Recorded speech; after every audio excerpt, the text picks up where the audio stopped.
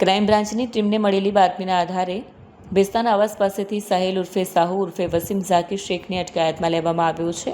આરોપી અગાઉ પણ ઉધના, અડાજણ અને ગોડાદરા પોલીસ સ્ટેશનમાં 6 જેટલા ગુનામાં પકડાયેલો છે. 20 દિવસ પહેલાં જ પાસા હેઠળની સજા પૂરી કરી તે જેલમાંથી બહાર આવ્યો હતો, પરંતુ તેણે સુધારો કરવાને બદલે ફરી ગુનાહિત કૃત્યો શરૂ કર્યા.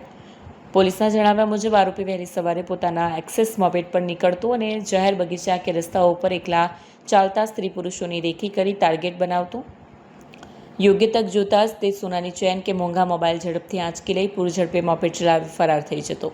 પોલીસે આરોપી પાસેથી આઈફોન 17, આઈફોન 15 પ્રો, સોનાનું પેન્ડન્ટ અને એક્સેસ મોપેડ મળી કુલ 3.38 લાખનો મુદ્દામાલ કબજે કર્યો છે.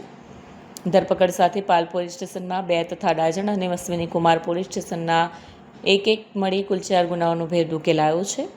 પોલીસે આરોપીને રિમાન્ડ પર લઈ વધુ તપાસ હાથ ધરી છે.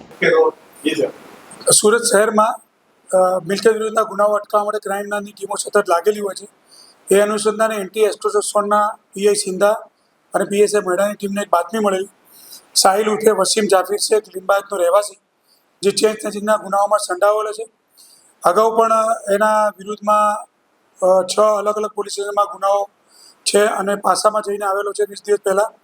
એવી બાતમી આધારે આ આરોપીને લાવી સઘન પૂછપરછ કરતા અત્રે પાલ પોલીસ સ્ટેશનના એક ગુનામાં એને ચેન સ્નેચિંગ કરેલું હતું, જે આધારે લાવીને વગર પૂછપરછ કરતા એની પાસેથી 3,38,000 રૂપિયાનો મુદ્દામાલ મળી આવેલ છે. અને અશ્વિની કુમાર, પાલ અને અડાજણ પોલીસ સ્ટેશનના ગુનાઓ એને કબૂલ કરાવી. ટોટલ એના વિરુદ્ધમાં 10 ગુનાઓ છે. આ આરોપી હમણાં જસ્ટ 20 દિવસ પહેલાં પાસામાંથી છૂટી આવેલ છે. અત્યારે એને અટક કરી વધુ કાર્યવાહી માટે અશ્વિની કુમાર પોલીસ સ્ટેશનમાં સુપ્રત કરવામાં આવેલ છે.